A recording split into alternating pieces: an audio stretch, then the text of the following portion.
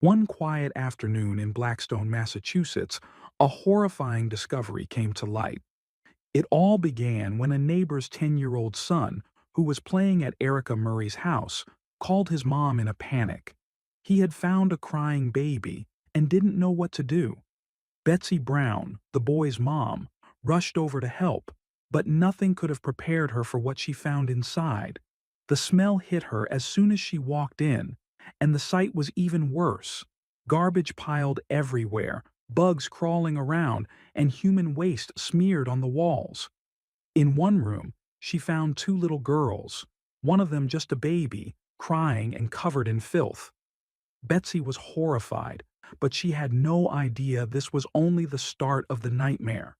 Hidden in the house were secrets even darker, secrets that would shock the entire neighborhood and reveal the tragic truth about what had been happening behind closed doors.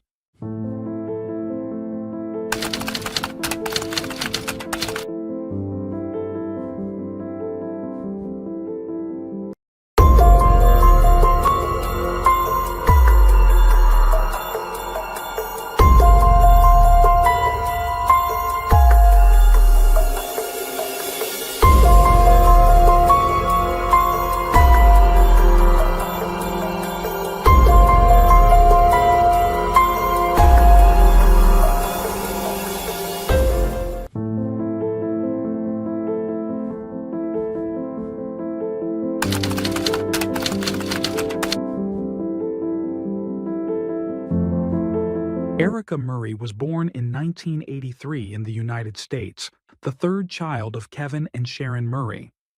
The family lived in a rural home in southern Worcester County, Massachusetts, the same house where Kevin had spent his childhood. Kevin worked as an auto mechanic, handling repairs around the house, while Sharon was a homemaker with a passion for crafts. Known throughout the neighborhood for their cheerful and sociable nature, the Murrays often hosted barbecues, bringing families together. As a child, Erica was described by those who knew her as charming, happy, and beautiful. She was fortunate to have two older siblings who enjoyed playing games like baseball and hide and seek with her.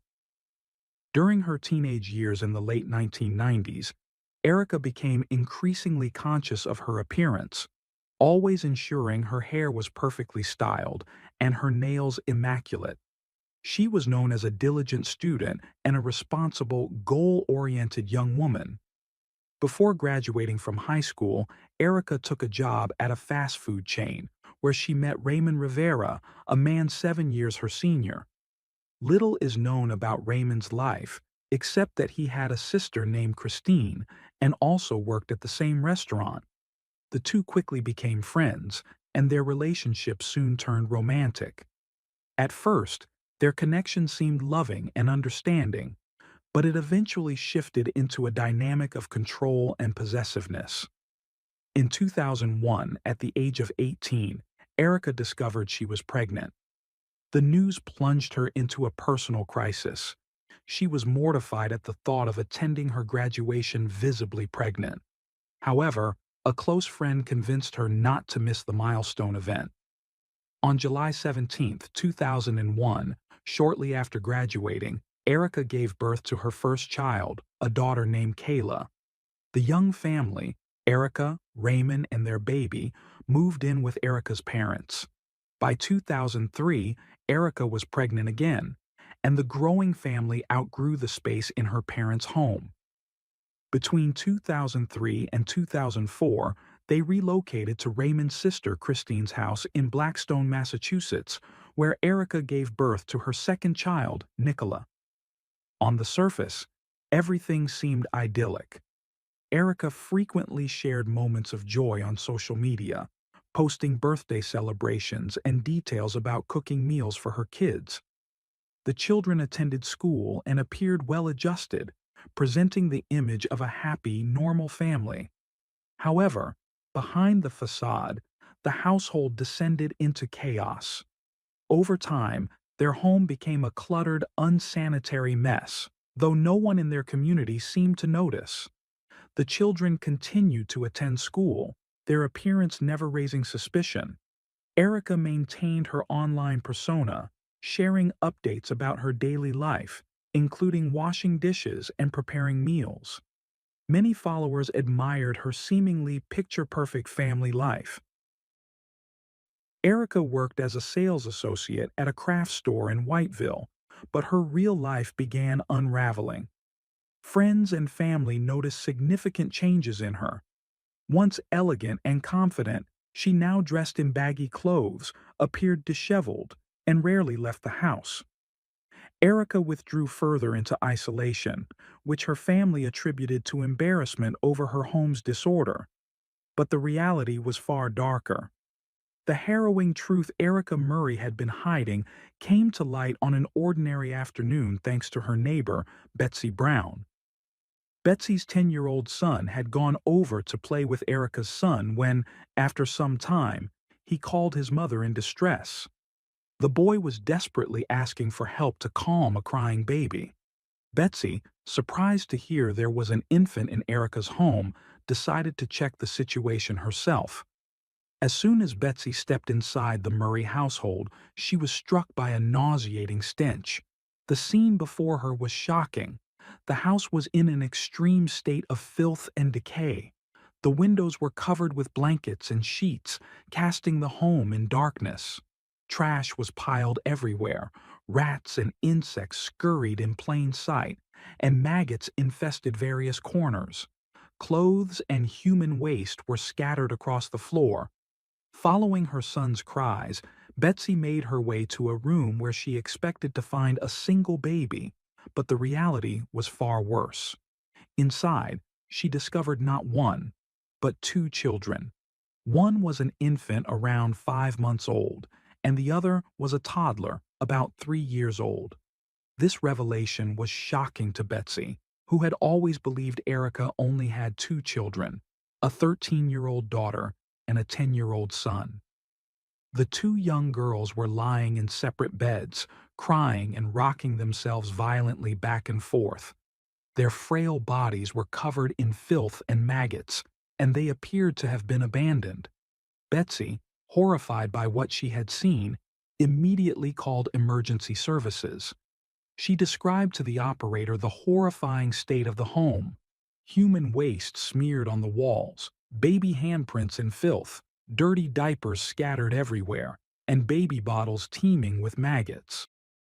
The police in Blackstone, Massachusetts, responded quickly to the call. What they encountered upon arrival was devastating: an unsanitary environment where children were living without proper hygiene, food, or medical care. This wasn't the first time authorities had been alerted to the conditions in Erica's home. In 2007, Massachusetts Child Protection Services had investigated the residence after receiving complaints about its squalid state. However, at that time, officials claimed they found no clear evidence of child neglect, and no further action was taken. This lack of intervention allowed the situation to deteriorate unchecked for years. This time, the authorities acted decisively. The Department of Children and Families took custody of all four children: Erica's 13-year-old daughter, 10-year-old son, and the two younger girls. The children were immediately subjected to medical evaluations, which revealed alarming findings. The 3-year-old girl was so malnourished she lacked the muscle strength to sit up without assistance. She was also highly sensitive to light. The 5-month-old infant had a flattened head, a condition caused by being left lying down for extended periods.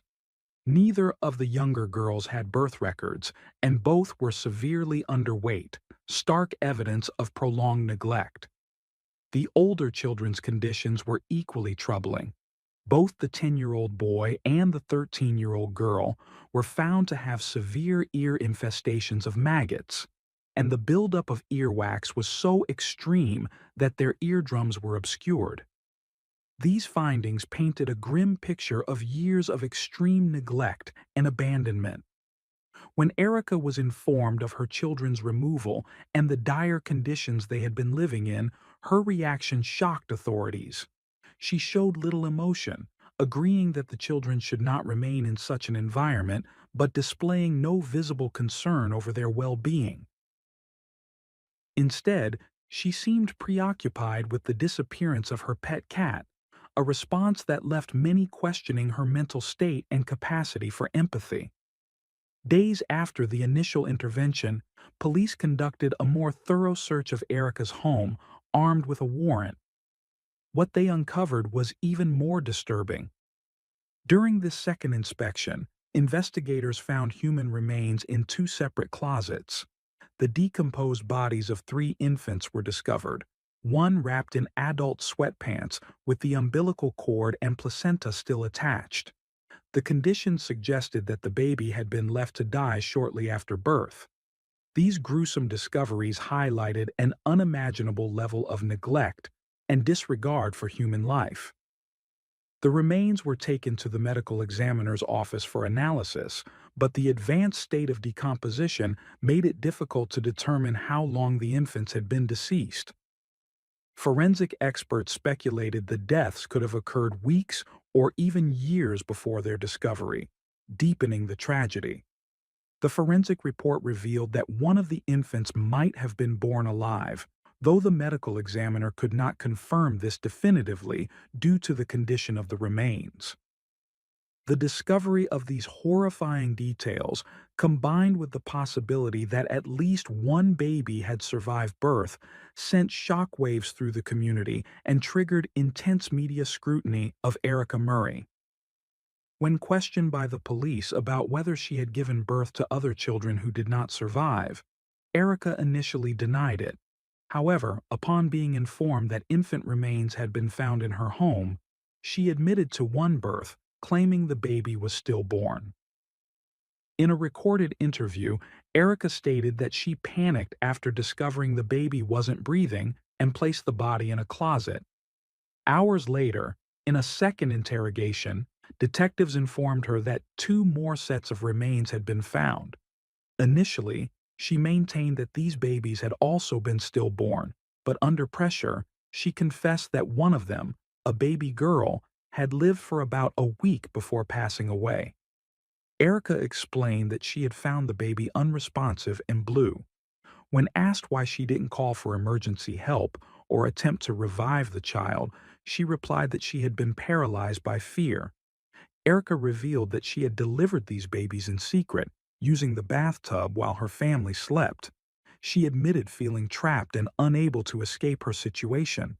She feared that Raymond, her partner, would leave her if he discovered the pregnancies and births, leading her to keep each one a secret. This fear underscored her inability to seek help or face the reality of her actions. DNA analysis confirmed that all 7 children were Erica and Raymond's. Both were arrested. Raymond, visibly distraught, claimed he had no idea that the 2 young girls were his daughters or that 3 infants had died and been hidden in the house. However, police struggled to reconcile his claims of ignorance. They found it nearly impossible to believe that Raymond, who shared a bedroom with Erica, could have been unaware of her pregnancies. Furthermore, they questioned how he could not have noticed the presence of the 2 young girls in their home until Erica supposedly revealed she was caring for them. Despite these suspicions, authorities lacked sufficient evidence to prove Raymond's full awareness of the situation. Initially, he was charged only with drug-related offenses after investigators found a marijuana-growing operation in the basement. Erica, however, faced a slew of charges, including second-degree murder, concealing a death, assault and battery on a child causing significant injury, reckless endangerment of a child, and 2 counts of animal cruelty related to a dog and a cat removed from the property. As the grim details of the House of Horrors, as it came to be known, emerged, Erica's neighbors began sharing their own observations. One neighbor recalled a foul odor emanating from the house but dismissed it at the time. Another regretted not reporting seeing a dog tied up with a very short leash in the yard. A postal worker mentioned that the house always appeared unkempt, and that the children often ate breakfast in the garage. A former acquaintance from Erica's childhood expressed disbelief, saying she had known Erica to regularly visit her mother with her two older children but had never seen any other children. At Erica's workplace, where she sold handmade crafts and candles, colleagues reported that she had quit just 2 weeks before the chilling discoveries were made. Meanwhile, one of Raymond's co-workers revealed that Raymond had confided about hygiene and financial problems at home. The co-worker also noted that Raymond often retreated to the basement to cultivate and use marijuana. At work, Raymond maintained a clean appearance, wearing dry-cleaned clothes and keeping a tidy desk adorned with photos of Erica and their two older children. The co-worker remarked that Raymond had once said he couldn't leave Erica despite their problems because he loved her and didn't want to hurt her. The Murray home was condemned and declared uninhabitable, overrun with flies, rats, feces, and piles of used diapers reaching nearly 3 feet high. Hazardous materials teams worked tirelessly to decontaminate the property while searching for additional remains, fearing further discoveries. The cleanup process, which included removing carpets, tearing down contaminated walls, and demolishing shelves, cost over $25,000, a bill that fell to Raymond's sister who owned the house. Once investigators confirmed no additional remains were hidden, the property was demolished. The case left a lasting scar on the community, raising questions about how such horrific conditions could have persisted unnoticed for so long. In the days following the shocking discoveries, the Murray family's friends, relatives, and neighbors gathered for vigils outside the now demolished house. They left stuffed animals, balloons, and flowers as a tribute to the children. The community remained deeply shaken by the events, even as Erica Murray, 31 at the time, faced her first court hearing in December 2014. Erica pleaded not guilty to all charges. Although initially held without bail, the court set a $1 million bail during the trial, a relatively lenient decision given the gravity of the case. It wasn't until June 2019, 5 years later, that Erica's trial began. Throughout the proceedings, Erica showed little emotion, except when photographs of the infant's remains were displayed in court. Her defense team argued that the three deceased infants might have been stillborn, suggesting their deaths were not a result of Erica's negligence.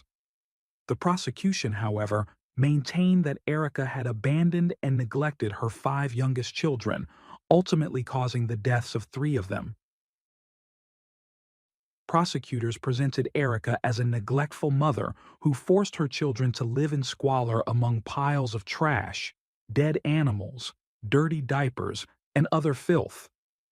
They argued that at least one of the infants had been born alive and later died because Erica failed to seek medical attention. The court heard that after moving into the Blackstone home, Erica secretly gave birth to 5 more children, concealing each pregnancy under baggy clothing.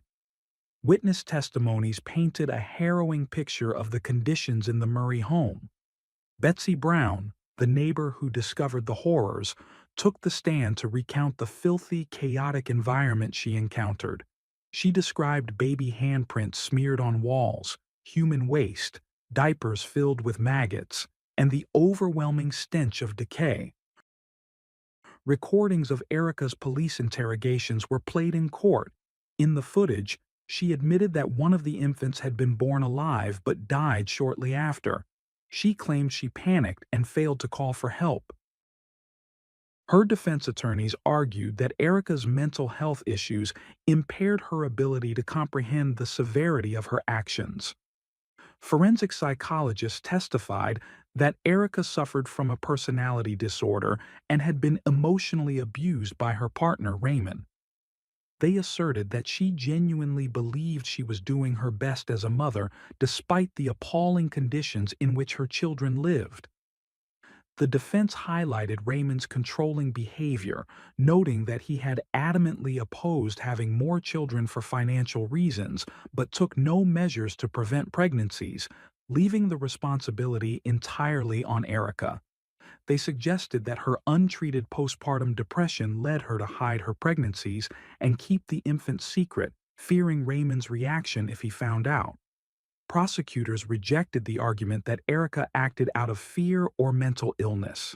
They accused her of living a life of secrecy and deception that resulted in the deaths of her children.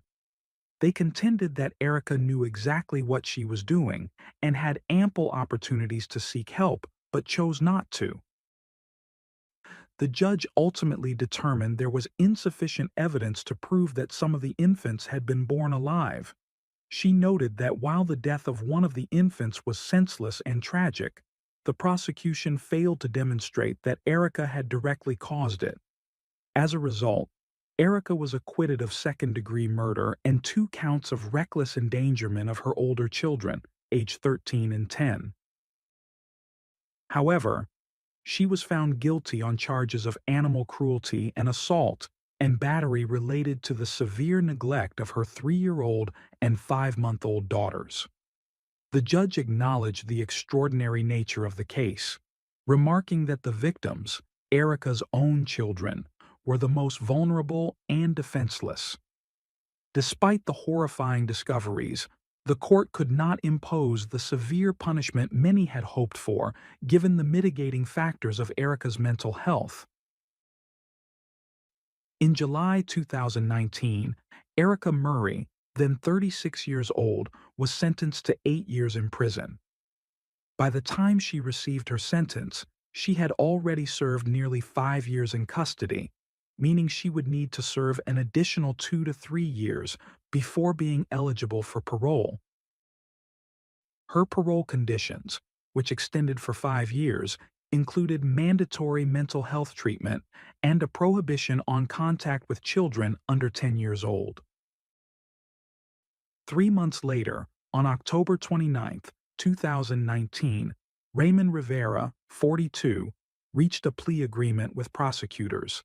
He pleaded guilty to multiple charges, including assault and battery on a child causing substantial injury, 2 counts of reckless endangerment of a child, 2 counts of animal cruelty, and 1 count of possession with intent to distribute a Class D substance. Raymond's attorney had previously filed a motion in August 2016 to dismiss the charges, arguing that he never had custody of the 2 neglected children found in the home. However, prosecutors countered, asserting that he was the father and bore responsibility for their welfare. The judge sentenced Raymond to 3.5 years for the assault charge, crediting him for the time he had already served. For reckless endangerment, he received a 4-year sentence in a correctional facility to run concurrently with his prior sentence, with an additional 136 days credited. Raymond was also sentenced to 3 years of probation for the remaining charges. His probation conditions included no unsupervised contact with children under 10, compliance with all service plans from the Department of Children and Families, and adherence to probate court orders. He was also required to undergo substance abuse evaluation and treatment, remain drug-free with random testing, and receive mental health treatment. Raymond's lawyer commented that his client had accepted more responsibility than he should have, given his position at the time, but Raymond wanted to resolve the case and move forward. The most recent information indicated that the couple's 2 oldest children, who were 13 and 10 at the time of the events, had been placed under the guardianship of Raymond's family. Erica Murray had been released from prison by the conclusion of this investigation. As for the 2 young, malnourished daughters found alive in squalid conditions, reports suggested they initially moved through several foster homes. The 3-year-old, referred to by authorities as Liza, made significant progress in her recovery. Conflicting reports about their current whereabouts suggest that, while some sources claim the girls remain in foster care, Others indicate they are living with their paternal grandparents and older siblings.